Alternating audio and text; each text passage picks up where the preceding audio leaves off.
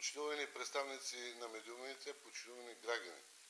Денешната пресконференция е обявување на уште еден пример со кој укажуваме на селективниот третман на општинското раководство на бизнес секторот во Струмица.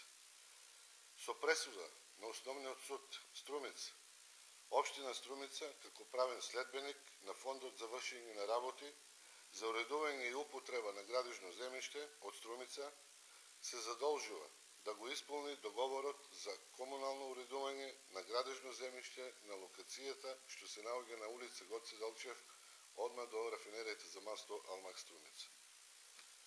Односно врз основа на претходен договор и уредно вложени средства за комунално уредување, општината треба да изврши изведба на улици и тротоари, јавни и зелени површини и соодветна сообраќајна сигнализација околу објектот на инвеститорот.